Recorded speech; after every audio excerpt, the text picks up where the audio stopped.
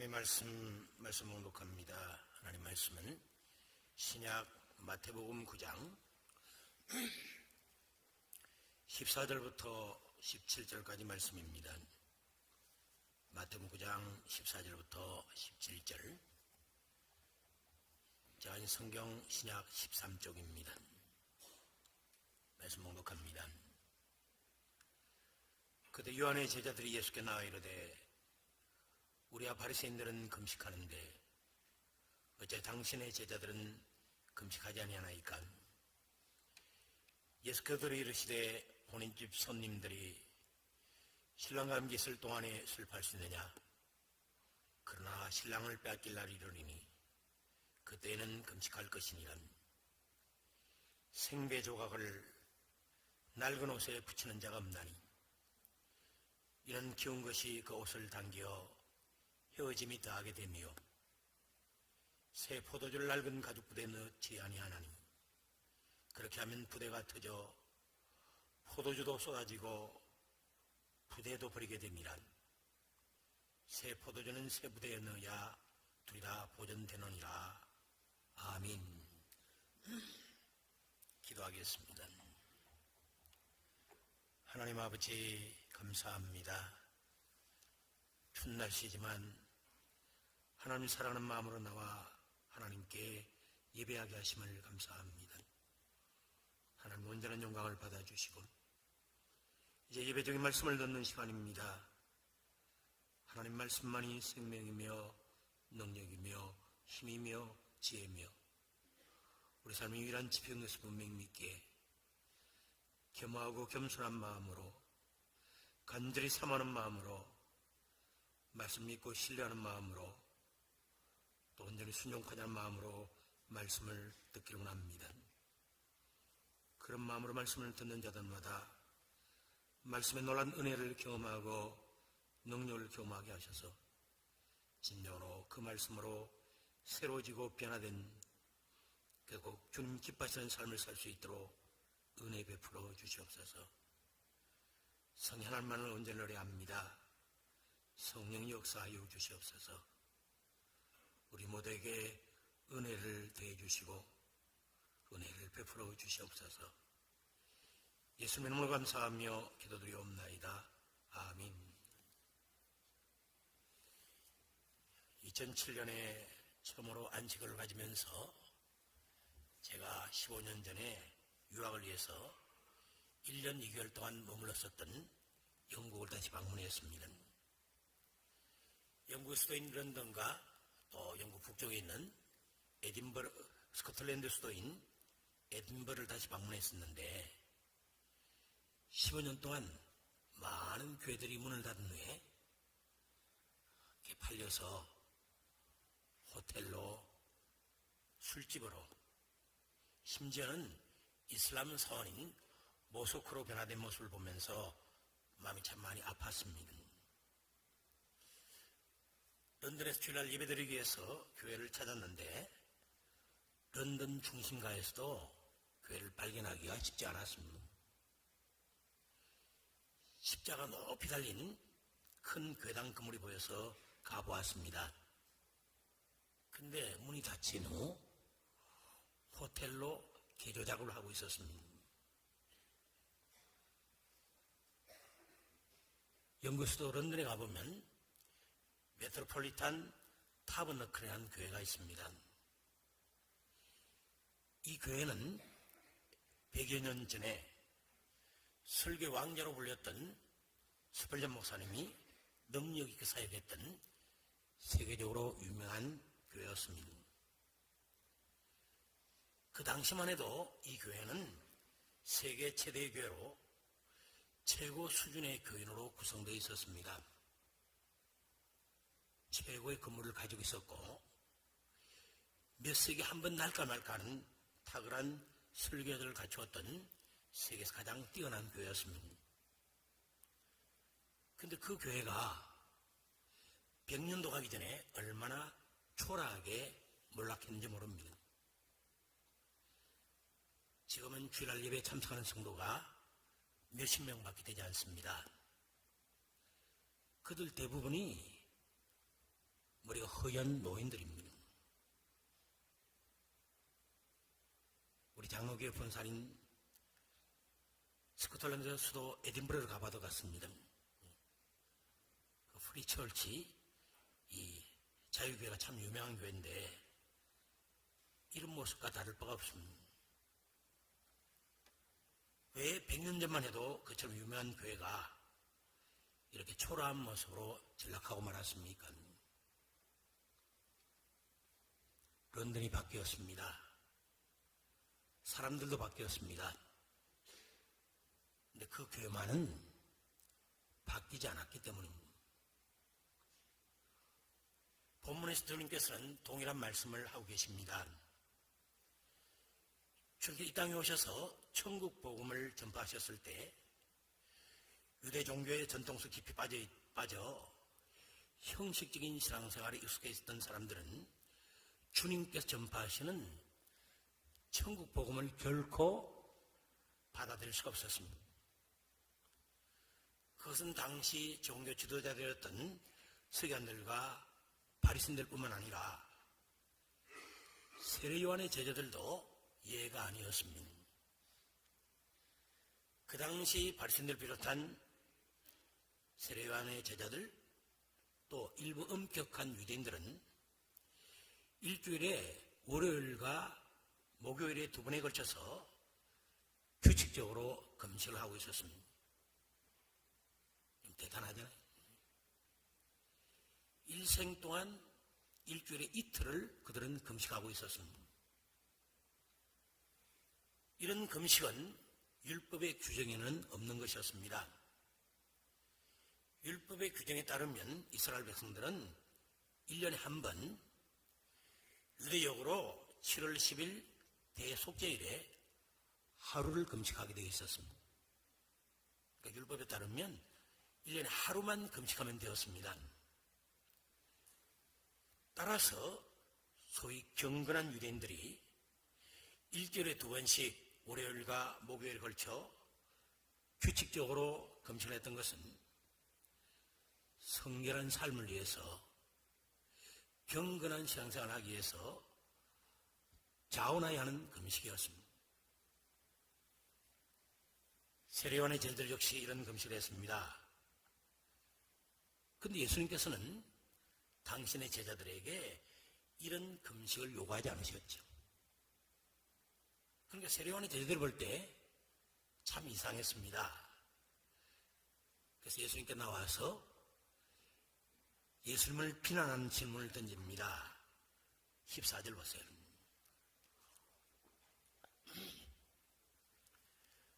그때 요한의 제자들이 예수께 나와 이르되 우리와 바리새인들은 금식하는데 어찌하여 당신의 제자들은 금식하지 아니하나이까? 그러자 주님께서는 복음의 새 시대가 이르렀기에 옛 시대의 낡은 전통에 기초한 사고방식과 제도와 종교의식을 가지고 복음을 통제하려는 것은 잘못된 것이라고 분명히 말씀하셨습니다. 그리고 복음을 받아들이기 위해서는 그야말로 전혀 새로운 마음 자세와 새로운 사고방식과 새로운 신앙생활의 모습이 필요하다는 것을 강조하셨습니다. 그러면 주님은 2가지 예를 드셨습니다. 비유를 드셨습니다.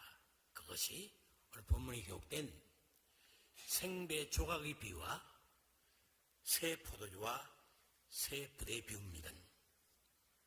본문 16절 보세요. 생배 조각을 낡은 옷에 붙이는 자가 없나니 이는 기운 것이 그 옷을 당겨 헤어짐이 다하게 되며 새 포도주를 낡은 가죽 부대에 넣지 아니하나니 그렇게 하면 부대가 터져 포도주도 쏟아지고 부대도 버리게 됩니다. 새 포도주는 새 부대에 넣어야 둘이 다 보존되느니라. 생배 조각은 한 번도 세탁하지 않은 새 옷감을 가리킵니다. 이것은 대단히 질기고 신축성이 있는 옷감이기 때문에 물에 빨면 줄어듭니다. 이런 생배 조각을 이미 여러 번 세탁해서 더 이상 줄어들지 않게 된 낡은 옷에다 대고 껴놓으면 당장에는 괜찮은 것처럼 보이죠. 그러나 그 옷을 세탁할 경우에는 생배 조각이 줄어들어서 낡은 옷의 천을 잡아당기게 됩니다. 그러면 찢어져서 옷 전체를 망가뜨리게 됩니다. 여기서 주님께서는 생배 조각을 뭘 가르쳐서 말씀하신 겁니까? 예수 그리스도의 복음을 의미합니다. 낡은 옷은 뭘 비유하십니까? 유대교의 낡은 전통과 제도와 종교식에 입각한 바리새인들의 교훈과 세례 요한의 교훈을 가르칩니다. 주님께서는 자신이 전파하는 새로운 복음과 과거 율법주의적인 낡은 전통과 제도와 종교식은 결코 조화될 수 없음을 분명히 말씀하고 계신 겁니다. 그런 율법주의적인 사고와 자세로는 주님의 생명력 있는 복음을 결코 받아들일 수 없음을 강조하십니다. 새 포도주와 새 부대의 비유 역시 그러합니다.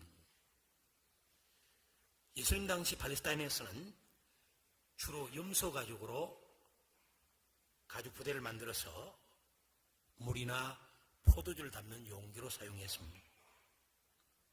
그런데 이런 가죽 부대는 낡아지게 되면 얇아지고 딱딱해지게 됩니다. 그래서 신축성을 잃게 되어 쉽게 터졌습니다. 그러면 그 낡은 가죽 부대에 새로 담근 새 포도주를 담는 것은 지극히 어리석은 일이었습니다. 왜 그렇습니까? 포도주가 발효되면서 생기는 가스의 압력으로 부피가 팽창하게 되잖아요. 그럼 반드시 낡은 가죽 부대가 터지게 됩니다. 그래서 포도주와 부대를 모두 못 쓰게 만들기 때문입니다.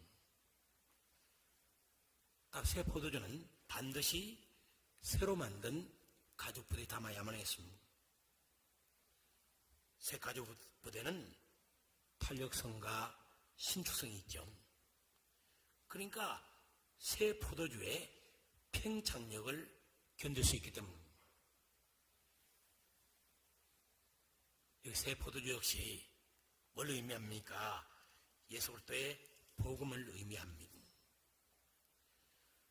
낡은 가죽부대 역시 유대교의 낡은 전통과 제도와 종교식에 입각한 바리새인들의 교훈과 세례 요한의 교훈을 의미합니다. 예수 그리스도의 복음을 유대교의 낡은 전통과 제도와 종교식 속에 결합하려고 하는 것은 마치 뭐와 같습니까? 새 포도주를 낡은 가죽부대에 담는 것 같습니다. 그러니까 매우 부적절하고 어리석은 일이죠. 그러므로 이런 어리석은 일을 하지 않기 위해서는 예수 그리스도의 새롭고 생명력 있는 복음을 받아들일 수 있도록 반드시 어떤 자세를 갖춰야 합니까? 새로운 마음 자세를 가져야 합니다. 새로운 사고방식과 새로운 신앙생활의 모습을 가져야 하는 겁니다. 주님께서는 생배 조각의 비유와 새 포도주와 새 부대의 비유를 예로 드신 후에 마지막 말씀으로 주님의 말씀의 핵심과 열쇠를 우리에게 말씀하고 계십니다. 17절 하반절 보세요. 같이 읽어보십시다. 시작. 새 포도주는 새 부대에 넣어야 둘이 다 보존되느니라.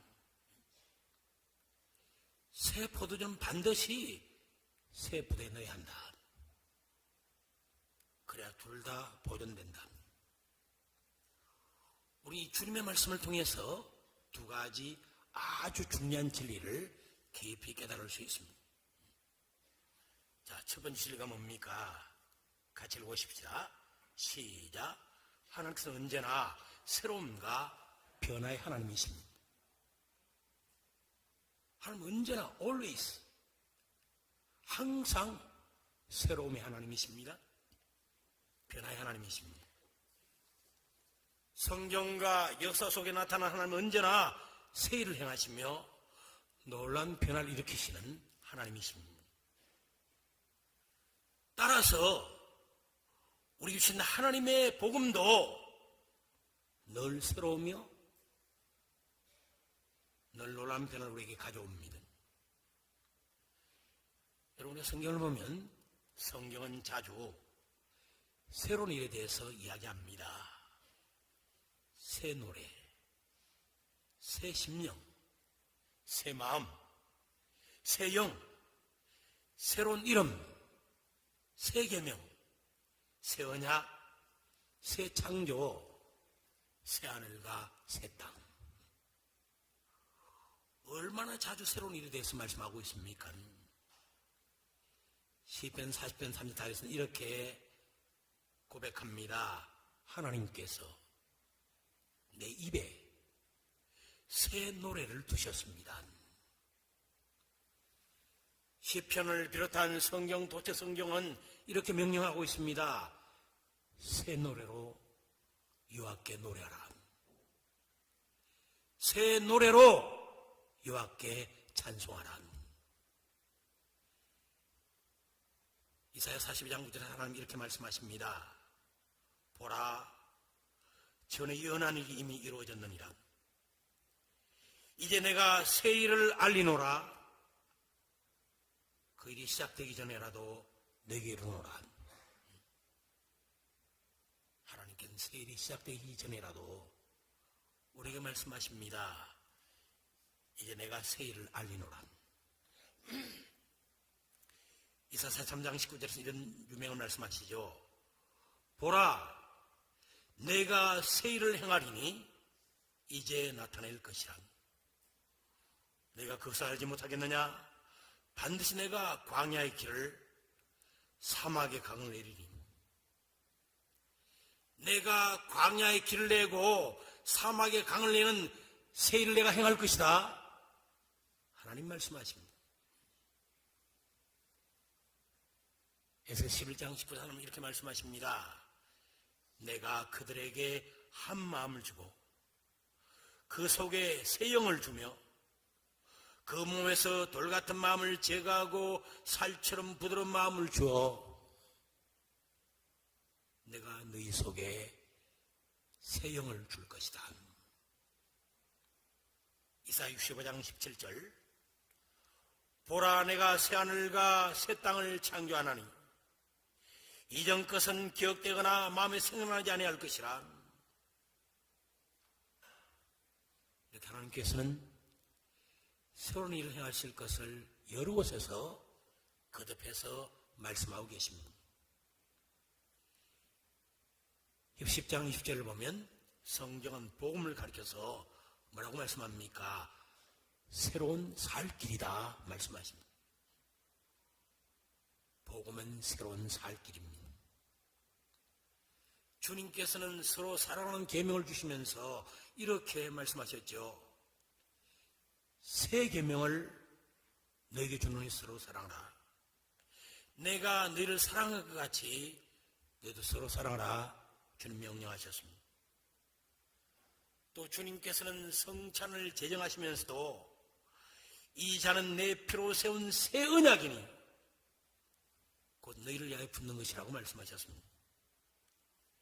이처럼 어느 시대에 어느 장소이든 복음은 새로움과 변화와 갱신의 메시지입니다. 하나님이 결코 새로운 일을 중단하지 않으십니다. 그 성경의 마지막 부분인 계시록 21장 5절에서도 하나님 말씀하시죠. 보라, 내가 만물을 새롭게 하노라. 만물을 새롭게 하노라. 이처럼 하나님께서는 이제까지 놀라운 새 일을 행하셨고 지금도 행하시면서 놀라운 변화와 갱신을 일으키시지만 사람들은 언제나 하나님이 새로움의 하나님이시고 복음이 항상 새롭다는 사실 쉽사리 잊어버립니다. 얼마나 우리 자주 잊어버리고 있습니까? 하나님은 새로움의 하나님이시다. 하나님 변화와 갱신의 하나님이시다. 복음은 항상 새롭다. 오늘 우리도 예수님 당시에 서기관들이나 바리새인들처럼 세례 요한의 제자들처럼 복음의 새 포도주를 낡은 가죽부대에 담으려고 애쓰고 노력할 때가 얼마나 많이 있습니까? 우리를 늘 새롭게 하시는 복음을 담을 수 없는 잘못된 마음 자세를 가지고 인간적인 사고방식을 그리고 안일한 신앙생활의 낡은 부대 속에 집어넣으려고 했을 때가 얼마나 많이 있습니까? 새로움과 변화와 갱신의 복음과는 상관없는 낡은 전통, 잘못된 제도, 구태의연한 관습, 형식적인 종교의식의 낡은 부대 속으로 집어넣으려고 애를 쓰고 있을 때가 얼마나 많이 있습니까? 그러나 시간이 지나갈수록 낡은 부대는 그리스도의 복음을 제한하고 속박하고 핍박하기 시작합니다. 그럼 반드시 낡은 부대는 터져야만 합니다. 낡은 부대에 갇혀있던 복음은 다시 방출되어야만 합니다.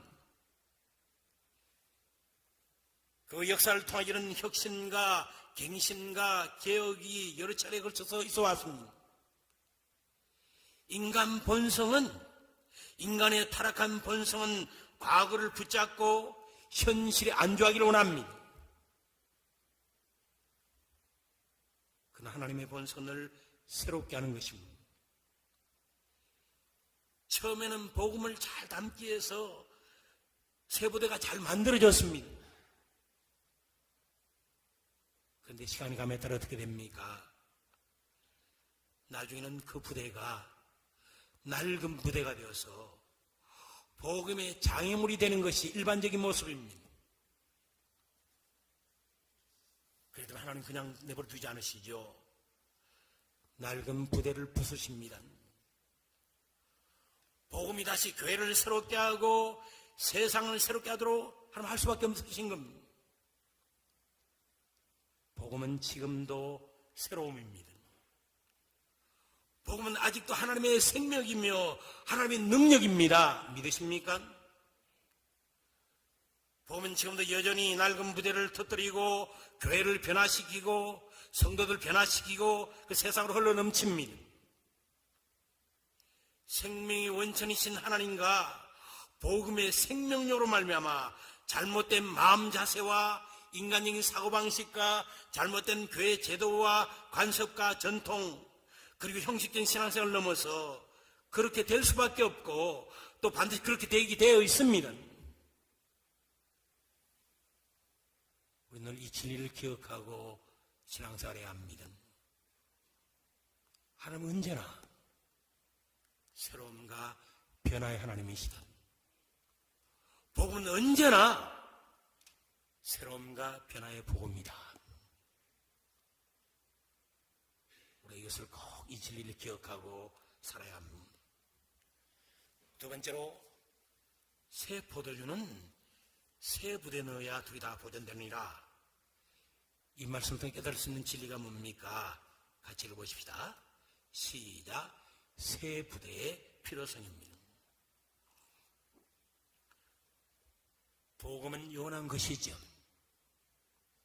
그러나 복음을 담고 있는 부대는 영원한 것이 아닙니다. 따라서 시간이 지나감에 따라 부대도 바꿔야 합니다. 왜요? 복음이 변하기 때문이 아닙니다. 새 포도주인 복음 자체가 변화를 일으키고 산출하는 모체이고 원천이기 때문입니다.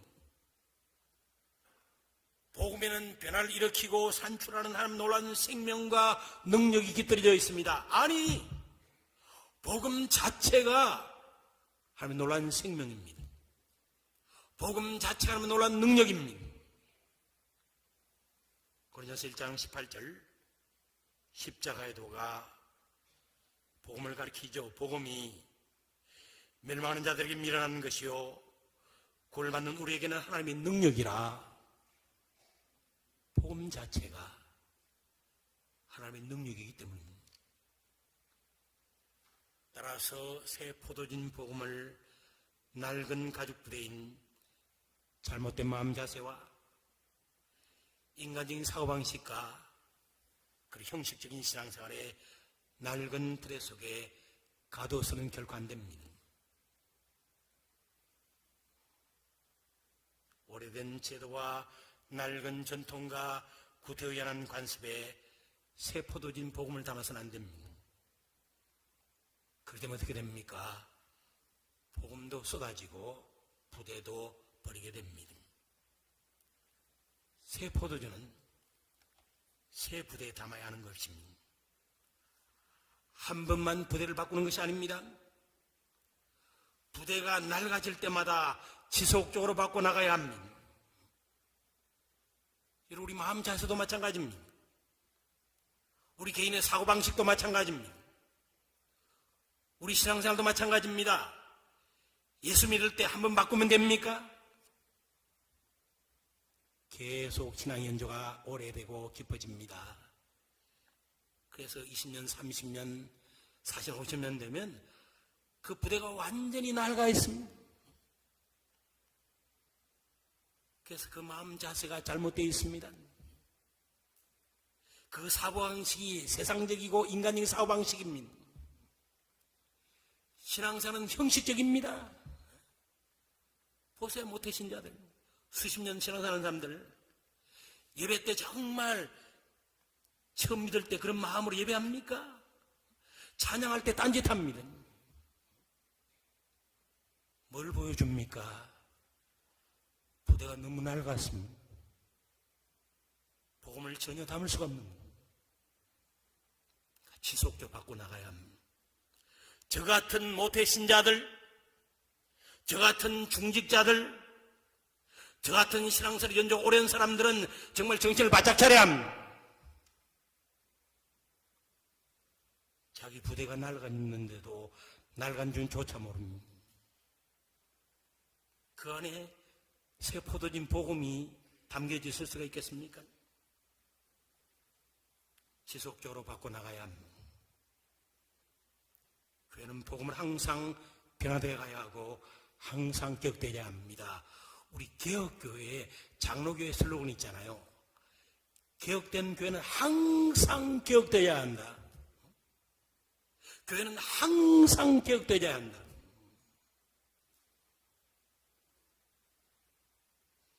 복음은 결코 바꿀 수 없고 절대로 바꿔서 안 되는 영원하고 절대적인 것입니다.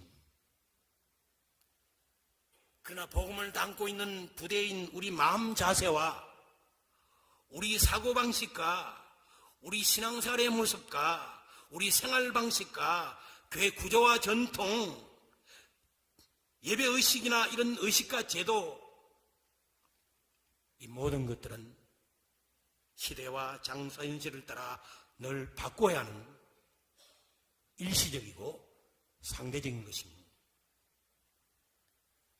특별히 부대가 터지지 않고 새 포도주인 복음을 잘 보존하기 위해서는 무엇보다 우리 마음 자세와 우리 사고방식이 날마다 새로워지는 것이 얼마나 중요한지 모릅니다.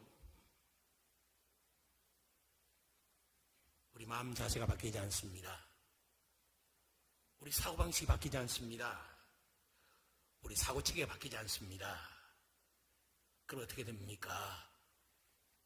새 포도진 복음을 우리 마음에 담는 것이 불가능합니다. 우리 교회 가운데 담는 것이 불가능합니다. 그래서 성경 뭐라고 말씀하십니까? 로마 12장에서 늘 마음을 새롭게 함으로써 변화를 받으라고 말씀하시는 겁니다. 로마 12장 2절 중반절 같이 읽어보십시다. 시작. 우리 마음을 새롭게 함으로 변화를 받아. 진정한 변화 어디서부터 나옵니까? 마음이 바뀌어져야 함. 마음이 새로워져야 함. 마음이 갱신되어야 함. 이 구절을 헬라어 원문 성경을 보면 그 원문의 의미를 더 잘 살리려면 이렇게 번역해야 합니다. 그러나 내 마음과 사고방식을 새롭게 함으로 계속해서 변화를 받으라. 내 마음과 내 사고방식을 계속 새롭게 함으로써 계속해서 변화를 받으라. 여기 변화를 받아 이 헬라 시대가 현재 시제입니다. 현재 시제는 계속적인 용법이 있잖아요. 계속 변화를 받으란 말이죠. 그러게 내 마음과 내 사고방식을 계속 새롭게 함으로 계속 변화를 받으라, 그런 뜻입니다. 이렇게 우리 자신이나 우리가 속한 공동체가 진정으로 변화되기 위해서는 반드시 예가 없습니다. 우리 마음과 우리 사고방식, 우리 생각이 늘 새로워져야 하고 늘 갱신되어져야 합니다. 인간적인 생각이 계속해서 주님의 생각으로 바뀌어야 합니다. 성경적인 사고방식이 계속해서, 세상적인 사고방식이 계속해서 성경적인 사고방식으로 변화되어야 합니다. 에베소 4장 22절부터 24절 같은 말씀하십니다. 우리 잘 아는 말씀이죠. 같이 읽어보십시다. 시작. 너희는 유혹의 욕심을 따라 썩어가는 구습을 따르는 옛사람을 벗어버리고 오직 너희 심령이 새롭게 되어 하나님을 따라 의와 진리의 거룩함으로 제침을 받은 새 사람을 입으라. 옛사람을 벗어버리고 새 사람을 입으라. 우리가 예수 믿는 순간 믿기 전에 가지고 있던 타락한 욕심을 따라 멸망의 길로 갔던 옛사람을 벗어버리고 하나님께서 의와 진리와 거룩함으로 지어주신 새 사람을 입게 되었습니다. 우리가 언제 옛사람을 벗고 새 사람을 입었습니까? 우리가 회심할 때, 예수 믿고 구원받을 때. 그런데 그때 우리는 타락한 옛사람을 완전히 벗어버리고 새 사람을 완전히 입은 것이 아닙니다. 그렇잖아요. 우리 옛사람을 벗어버렸지만 완전히 벗어버렸습니까? 우리가 새 사람을 입었지만 완전히 새 사람을 입었습니까? 아닙니다. 그럼 우리는 어떻게 합니까? 죽을 때까지 날마다 타락한 옛사람을 지속적으로 벗어버려야 합니다. 날마다 하나님이 지어주신 새 사람을 지속적으로 입어야 합니다. 이렇게 우리가 지속적으로 옛사람을 벗고 새 사람을 입기 위해서 반대편항시 뭐라고 이야기합니까? 그 성경 구절 다시 한번 띄워보세요. 에베소 4장 22절부터 24절. 방송실 설교도 안 듣고 다른 거 하시나 봐요. 자, 여기 보면, 자, 방송실 에베소 4장 22절부터 24절 한번 다시 한번 성경을 띄워보세요. 그 전 거. 여기 보시면 너희는 유혹의 욕심을 따라 썩어지 않은 구슬을 따는 옛사람을 벗어버리고 옛사람 벗어버리라, 그렇게 말씀하시죠. 하나님을 따라 의와 진리의 거룩함을 제시받은 새 사람을 입으라. 옛사람 벗어버리고 새 사람을 입으라. 그 사이에 뭐가 있습니까? 오직 너희의 심령이 새롭게 되어 우리가 옛사람을 지속적으로 벗어버리고 새 사람을 입기 위해서 다른 것을 불러가나고 또 오직 한 가지 뭐가 필요합니까? 오직 너희 심령이 새롭게 되어야 한다 말씀하고 있습니다.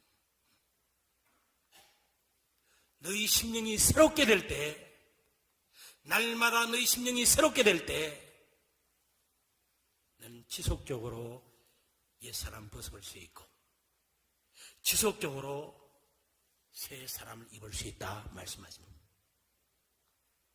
이렇게 우리가 지속적으로 옛사람을 벗어버리고 새사람 있기 위해서는 올바른 마음 자세와 올바른 사고방식과 올바른 사고 체계를 갖는 것, 심령이 새롭게 되는 게 얼마나 중요한지 모릅니다. 그게 핵심입니다.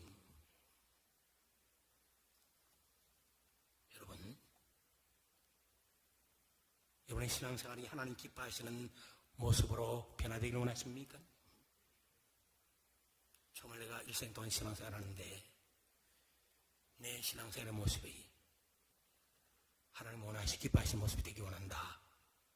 우리 모두 원하잖아요. 간절히 소원하잖아요. 우리가 속한 공동체가 그것이 가정이든지 그것이 일터든지 목장이든지 중학교 청년부든지 우리 교회든지 우리가 속한 공동체가 하나님 기뻐하시는 모습으로 변화되기를 원하십니까?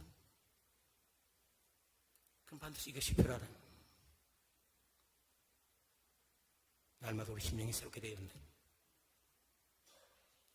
늘 올바른 마음 자세와 올바른 사고방식과 올바른 사고체계를 가져야 됩니다.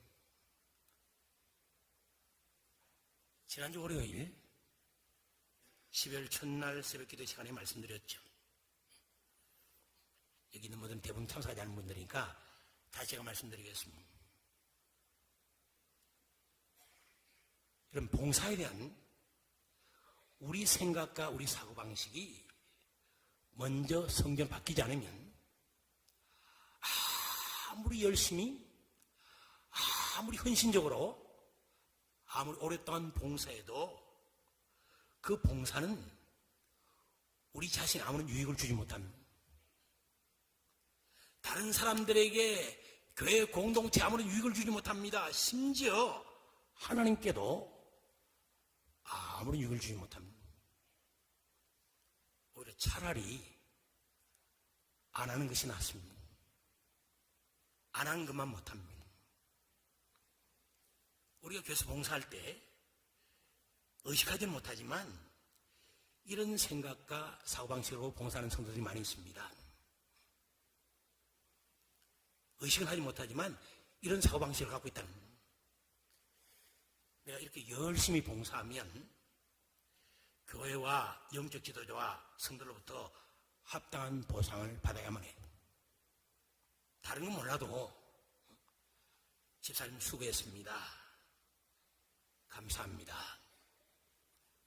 그런 소리는 들어야만 해요. 그런데 그런 소리를 안 했어요. 그러면 그런 분들의 마음속에 어떤 마음이 듭니까? 그건 결코 주님이 기뻐하시는 생각이 아닙니다. 성경의 사고방식이 아닙니다. 타락한 자기 중심적인 인간적인 생각이고 타락한 자기 중심적인 세상적인 사고방식입니다. 이 세대의 생각이나 이 세상 사람들의 사고방식은 그렇게 생각합니다. 그런 사고방식을 가지고 있습니다. 어느 단체에 가입했습니다. 그리고 그 단체를 위해서 열심히 그 단체에 속한 사람들을 위해서 열심히 봉사했습니다. 그러면 그렇게 생각하는 게 정상이죠. 내가 열심히 우리 단체를 위해서 봉사했으니까 우리 단체와 회장과 회원들부터 합당한 보상을 받아야 해. 최소한 수고했다. 감사하다는 소리라도 듣고 감사패라도 받아야 해. 그건 세상의 생각으로 맞는 말이에요. 세상 사람들의 사고방식으로 맞는 사고방식입니다. 그러나 그게 주님의 생각입니까? 성경의 사고방식입니까? 절대로 아닙니다. 주님의 말씀은 이런 인간적인 생각과 세상적인 사고방식과는 전혀 다릅니다. 주님께서 누가복음 17장에서 분명히 이 사실을 말씀하셨습니다. 너희 중 누구에게 밭을 갈거나 양을 치거나 종이 있어 밭에서 돌아오면 그대로 곧 와 앉아서 먹으라 말할 자가 있느냐? 도리어 그대로 내 먹을 것을 준비하고 띠를 띠고 내가 먹고 마시는 동안에 수종들로 너는 그 외 먹고 마시라 하지 않겠느냐? 명한 대로 하였다고 종에게 감사하겠느냐? 이와 같이 너희도 명령받은 것이다 행하며 이르기를 우리 무익한 종이라 우리 하야 할 일을 한 것뿐이라 할지니라. 우리가 교회에서 봉사할 때 누구에게 봉사하는 겁니까? 목사에게? 성도들에게? 교회? 아닙니다. 교회를 피부로 값주고 사신 하나님께, 교회 머리와 주인이신 주님께 봉사하는 겁니다. 근데 종놈이 주인께 그렇게 봉사했다고 해서 주인이 종에게 감사합니까? 절대 그렇게 하지 않습니다. 주님 뭐라고 말씀하십니까? 너희도 명령받은 것다 행하며 이르기를 우리 무익한 종이라 우리 하야 할 일을 한 것뿐이라 할지니라. 그리고 우리는 교회에서 열심히 봉사할 때마다 주님께서 명령하신 대로 성경의 올바른 사고방식과 올바른 자세로 봉사해야 합니다. 나는 무익한 종입니다. 나는 아무 쓸모짝도 없는 종놈입니다. 주인 대신 주님께서 내게 명령하신 대로 단지 내가 해야 할 일을 한 것뿐입니다. 혹시 내가 열심히 봉사한 것이 주님 보시 합당했다면 마지막 날 주님께서 보상해 주실 것입니다. 이런 마음을 해야죠. 제가 우리 교회에서 열심히 봉사하는 분들에게 수고했다고 감사하다고 이야기합니다. 근데 어떤 때는 그렇게 이야기했는데도 자기는 그 현장에 없으니까 못 들어요. 그럼 나중에 제 귀에 들립니다. 목사님이 칭찬에 인색하시다. 그가 누구 위해서 봉사한 겁니까? 목사를 위해서. 목사가 보상 안 해주니까 상처받는 겁니다. 그런 봉사를 일생 동안 했습니다. 열심히 헌신적으로 했습니다. 무슨 쓸모가 있습니까? 자기 자신에게. 오히려 불평불만하니까 다른 사람들과 공동체에 하나님께도 아무런 유익이 없는 겁니다. 차라리 안 하는 것만 못합니다. 열심히 봉사하는 게 중요한 게 아닙니다. 열심히 헌신하는 게 중요한 게 아닙니다. 봉사는 마음 자세가 올바라야 합니다. 사고 방식이 올바라야 합니다. 헌금에 대해서는 마찬가지입니다. 헌금은 우리 생각과 사고방식 역시 성경적으로 바뀌어야 합니다. 그렇지 않으면 우리 아무리 헌신적으로 헌금 많이 한다 할지라도 그 헌금은 그 자신이나 교회나 심지어 하나님께도 아무런 유익을 가져다 주지 못합니다. 차라리 안 한 것만도 못한 부정적인 결과를 가져옵니다. 성도들 가운데 헌금에 대해서 잘못된 생각과 잘못된 사고방식을 가진 사람들이 많이 있습니다. 이렇게 생각합니다. 교회 재정은 우리가 헌금한 거잖아. 그럼 우리를 위해 사용해야 돼. 이 생각 절대로 주님의 생각 아닙니다. 주님 기뻐하시는 생각 아닙니다. 성경의 사고방식 아닙니다. 타락한 자기 중심적인 인간적인 생각이고 세상적인 사고방식입니다. 이 세상이나 이 세상 사람들은 이렇게 생각합니다. 이런 사고방식을 가지고 있습니다. 우리가 해비낸 거잖아. 우리 거잖아. 그럼 무엇보다 우리를 위해 사용해야 돼. 그러나 주님이 말씀하신 헌금은 전혀 다릅니다. 완전히 다릅니다. 우리 하나님께 헌금을 드리는 순간 그때부터 그 헌금은 하나님이 거룩하게 천살시켜서 구별하십니다. 그 하나님께 속한 예물이 됩니다. 하나님의 거룩한 재정이 됩니다. 제가 평촌에 열린게 김남일 목사님의 설교를 언제 들었는데 그 교회 성도들 가운데도 그렇게 생각하는 자들이 많은 것 같아요. 그러니까 설교는 이런 이야기를 하더라고요. 여러분 헌금함에 헌반 바로 그 순간 그 헌금 여러분 건 아닙니다. 여러분의 손을 떠났습니다. 그 하나님의 헌금입니다. 하나님 재정입니다. 그렇게 설교하시더라고요. 오늘 한국 교회 가운데 그런 잘못된 헌금에 대한 생각과 마음 자세와 사고방식 가진 사람들이 많이 있습니다. 이렇게 헌금에 대한 우리 생각과 사고방식이 성령 생각과 사고방식이 바뀌어야만이 우리는 교회 재정을 절대로 낭비하지 않습니다. 이거 하나님의 거룩한 예물의 재정인데 내가 먹고 마시고 우리 교회가 먹고 마시는데 마음대로 사용합니까? 교회만 나오면 교회 재정을 가지고 얻어먹으려는 사람들이 있습니다. 거지 건설을 가진 사람들이 있습니다. 왜 그렇게 생각합니까? 이거 우리 거잖아. 우리 해비낸 거잖아. 우리를 사용해. 얼마나 타락한 인간적인 생각이고 타락한 세상의 사고방식입니까? 이게 바뀌어야 되면 이거 하나님 거룩한 예물이야. 하나님 거룩한 재정이야. 그런 올바른 생각과 사고방식을 가지고 있으면 절대로 교회 재정을 낭비하지 않습니다. 함부로 전등불을 켜놓지 않습니다. 최대한 절약합니다. 하나님의 뜻에 따라 하나님이 기뻐하시는 일에 올바르게 사용할 수 있습니다. 이렇게 마음이 새로워지고 우리 생각이 바뀌고 우리 사고방식이 바뀌어야 진정한 변화가 우리 자신이 나타나게 됩니다. 우리 속한 교회 공동체에 나타나게 됩니다. 그렇지 않으면 아무리 조직을 바뀌고 제도를 바꾸고 환경을 바꾸고 사람을 바꿔도 절대로 진정한 변화는 일어나지 않습니다. 사랑하는 여러분, 우리 길보교회가 창립된 지 이제 38년이 지났습니다. 그리고 교황시 행신동으로 교단 근처가 이전한 지가 16년이 지났습니다. 이제 교회 창립 40주년이 얼마 남지 않았습니다. 이전 20주년이 얼마 남지 않았습니다. 그동안 하나님께서 우리 교회에 많은 은혜를 베풀어 주셨습니다. 그렇지만 시대적인 상황과 맞물리고 또 우리 마음 자세와 사고방식과 신앙생활 모습이 우리의 가족 부대가 주님께서 원하시는 모습과 많이 동떨어져 있습니다.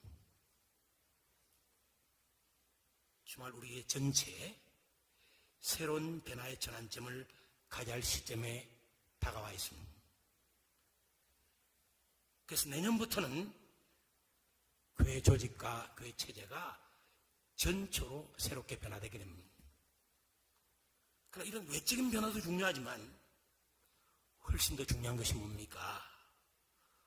우리 자신과 우리 교회 전체의 내적인 변화입니다. 새 포도진 복음을 새 부대에 담을 수 있는 그런 내적인 변화가 일어나야 합니다. 그래야 둘 다 보존됩니다.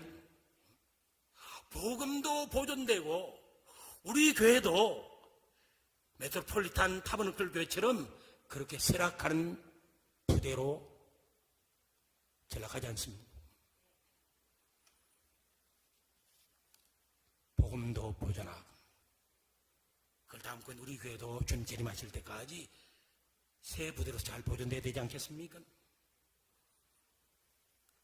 그래서 가장 필요한 게 뭡니까? 무엇보다 우리 각자의 마음을 새롭게 하고 우리 생각과 우리 사고방식을 새롭게 하십시다. 그때 우리 자신과 우리 교회는 주님께서 정말 원하시고 기뻐하시는 모습으로 변화되어 하나님의 선하시고 기뻐하시고 원하시는 뜻을 잘 분별하며 밝히 분별하며 그 뜻을 온전히 이루게 될 것입니다. 그래서 하나님께 큰 영광을 돌리고 또 우리 자신은 이 세상뿐만 아니라 오는 세상에서도 큰 축복을 받게 될 것입니다. 그런 우리 자신과 우리 교회가 되기를 주님의 이름으로 간절히 축원합니다. 기도하겠습니다. 주신 말씀 생각하고 우리 자신을 돌이켜보면서 우리 교회를 돌이켜보면서 우리 결단하며 기도하겠습니다.